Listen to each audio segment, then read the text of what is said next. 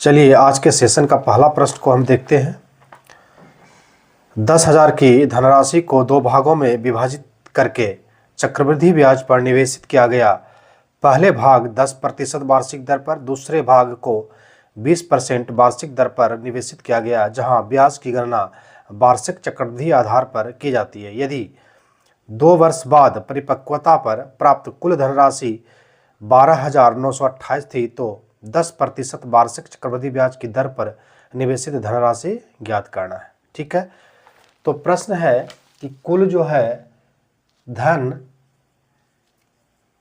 10,000 रुपया है। ठीक है, और इस धनराशि को जो ब्याज पर लगाया है दो अलग अलग दर से लगाया है। पहला जो दर दिया है, दर पर लगाया है, यह 10% की दर, और दूसरा जो भाग लगाया हुआ है 20% का दर।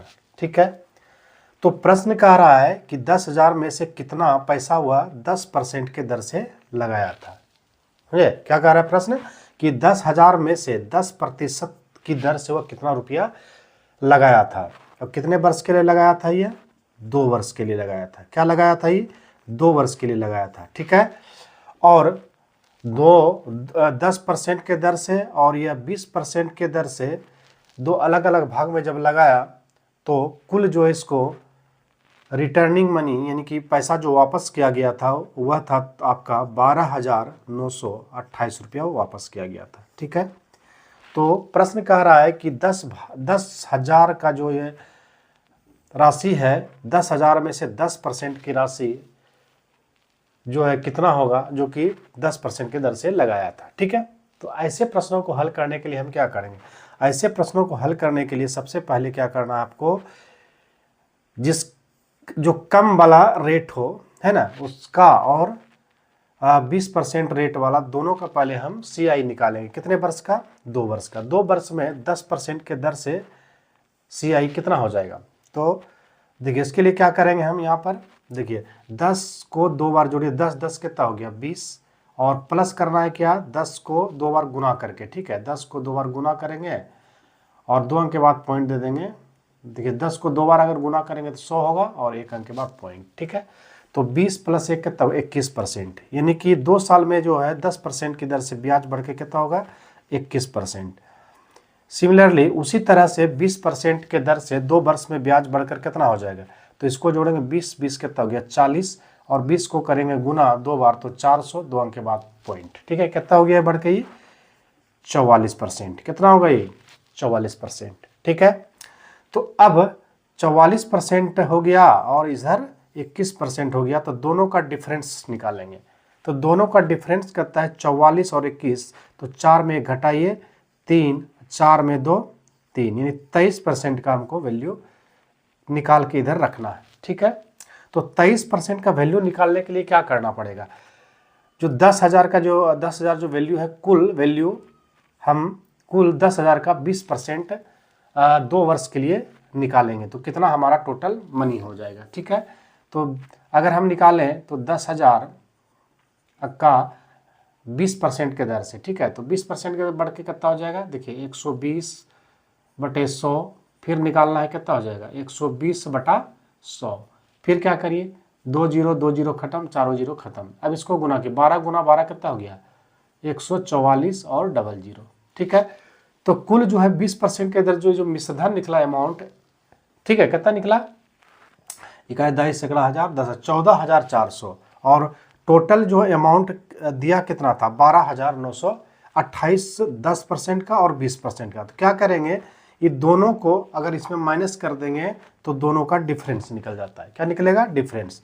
तो इसमें माइनस कीजिए, 12 9 2 8। ठीक है, 10 में 8 गया 2, 9 में 2 गया 7, और 13 में 9 गया 4, और 3 में 2 गया 1, 1400 कितना हो गया? 72। तो 23% का वैल्यू कितना निकल गया?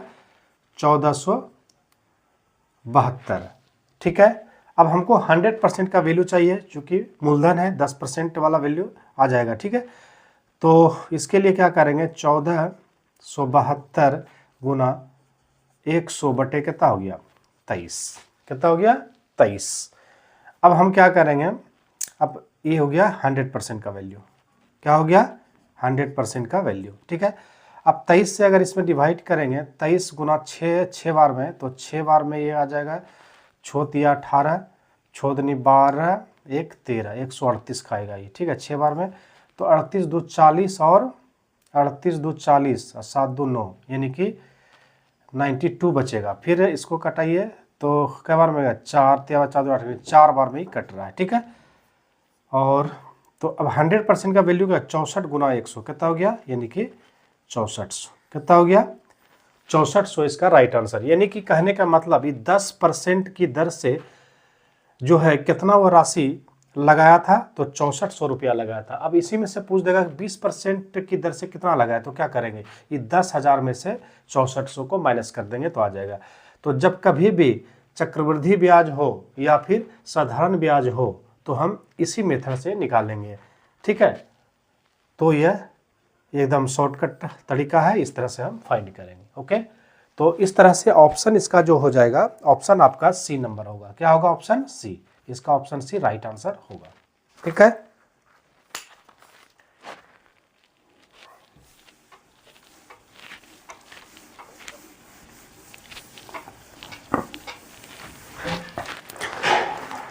आगे का प्रश्न है, साधारण ब्याज की एक निश्चित वार्षिक दर पर कोई धनराशि 10 वर्ष में स्वयं के 13/8 के बराबर हो जाती है, तो साधारण ब्याज की दर कितनी होगी। ठीक है, तो कहता है कि साधारण ब्याज की एक निश्चित वार्षिक दर पर कोई धनराशि 10 वर्ष में स्वयं के 13/8 गुनी हो जाती है, स्वयं के।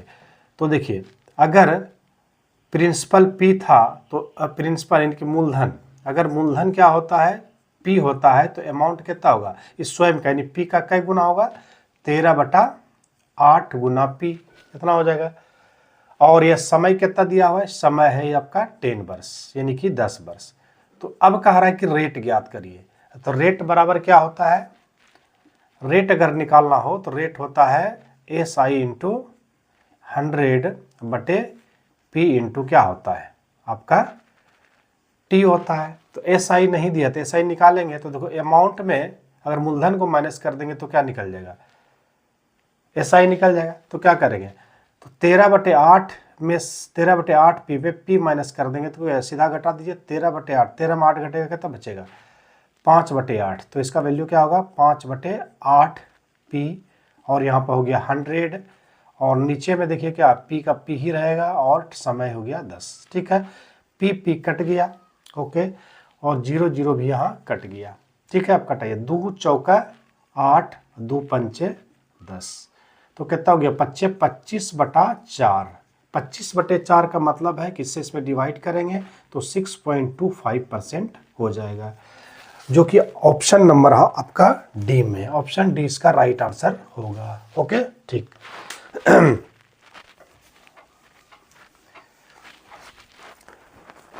अब नेक्स्ट प्रश्न है, वार्षिक साधारण ब्याज पर निवेशित एक निश्चित धनराशि 8 वर्ष में स्वयं की दोगुनी हो जाती है, तो प्रतिशत ब्याज की दर ज्ञात कीजिए। यानी वार्षिक साधारण ब्याज पर निवेशित एक निश्चित धनराशि 8 वर्ष में स्वयं की दोगुनी हो जाती है।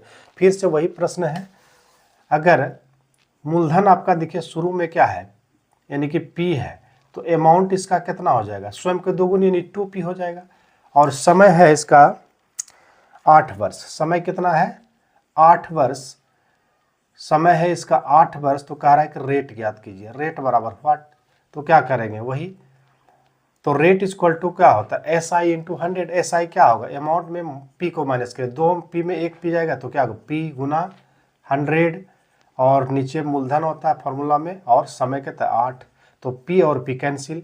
8 से अगर इसको भाग देंगे तो कितना हो जाएगा, 4 दूनी 8, और 25 चौका 100, यानी 25/2। इसको 25 में 2 से भाग देंगे तो 12.5%। ठीक है, तो इसका जो सही आंसर हो जाएगा वो होगा 12.5%, जो कि ऑप्शन हमारा क्या है, डी में।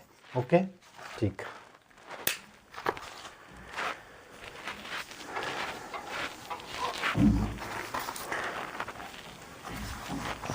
नेक्स्ट प्रश्न है, एक निश्चित धनराशि पर 9% वार्षिक ब्याज की दर से 2 वर्षों में प्राप्त होने चक्रवृद्धि ब्याज और साधारण ब्याज का अंतर 97.2 है तो निवेशित धनराशि क्या होगा। तो 9% के वार्षिक ब्याज की दर से 2 वर्ष में प्राप्त होने वाले चक्रवृद्धि ब्याज और साधारण ब्याज का अंतर इतना है 97.2 है। तो धनराशि ज्ञात करना। ठीक है, तो देखिए सबसे पहले है कि 9%, रेट कितना है 9%। जब रेट 9% हो तो 2 वर्ष में समय अगर 2 वर्ष का हो, कितना हो समय 2 वर्ष का हो, अगर रेट 9% है, ठीक है, और समय अगर 2 वर्ष है तो CI और SI का जो डिफरेंस होता है, चक्रवृद्धि ब्याज का जो अंतर होगा, तो उसको कैसे निकालेंगे। तो चक्रवृद्धि ब्याज का अंतर निकालने के लिए क्या करना है, शॉर्टकट सबसे तरीका है, इन 9 को जितना रेट है उसको डबल करिए, यानी 9 गुना 9। तो 9 को 9 गुना 9 अगर हम करेंगे तो कितना होगा 81, क्या होगा 81, और 2 अंक के बाद पॉइंट दे देना है। तो यह डिफरेंस निकलेगा हमेशा 2 वर्ष में, ऐसा करें कितना करें 2 वर्ष में। तो ये देखिए 0.81% का जो वैल्यू दिया हुआ है, देखिए कितना है दिया हुआ है 97.2। ठीक है, तो हमको 100% का वैल्यू निकालना, चूंकि हमको मूल राशि निकालना है। तो अब अगर ये पॉइंट को ख़त्म करेंगे तो यहाँ पर क्या आएगा 00, और अब यहाँ पे परसेंट भी हट जाएगा तो क्या होगा यहाँ पर फिर और 00। तो इसका मतलब ये है कि अगर 100% का वैल्यू निकाला जाए तो क्या हो जाएगा, देखिए 97.2000004 और 1 अंक के बाद पॉइंट था, तो हम यहाँ पर 1 अंक के बाद पॉइंट दे देंगे। ठीक है, और नीचे में क्या होगा 81, और फिर हो जाएगा आपका यहाँ पर कितना 100% का अगर वैल्यू तो ये हो जाएगा हमारा 100% का। ठीक है, अब इसको हम भाग करेंगे तो 81 एकम 81 एक बार में कट गया। ठीक है, 81 9 90 7 9 7 16, तो 16 6 6 48, यानी कि 2 बार में कट जाएगा। ठीक है, तो 12, तो कितना हो गया, तो इसका जो सही आंसर हो गया वो हो गया आपका 12,000। कितना हो गया वो 12,000। ठीक है, तो क्या हो गया, एक पॉइंट के बाद है तो 12,000। ठीक है, तो 100% का जो वैल्यू निकल गया हुआ हो गया 12,000। ठीक है, ये परसेंटेज उधर खत्म हो गया, 100% का वैल्यू क्या हो गया मेरा 12,000। ठीक है, तो ऑप्शन इसका आंसर होगा हमारा डी। क्या आंसर होगा इसका, डी होगा। ठीक है,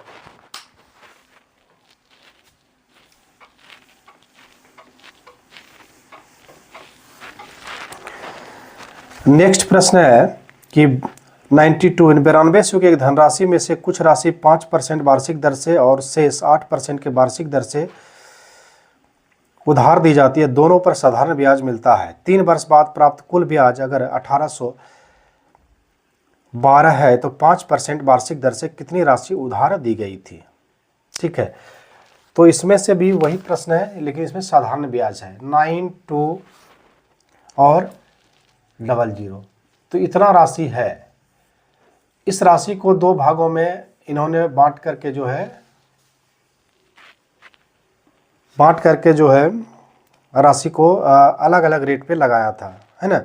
तो पहला यानी कि 5% पे लगाया है और दूसरा ही 8% के लगाया है, और समय इसका दिए 3 वर्ष के लिए लगाया है। कितना वर्ष के लिए लगाया है 3 वर्ष के लिए, और वर्ष के अंत में इसको मिलता है मनी कितना 18 और 12, 1812 रुपया मिलता है।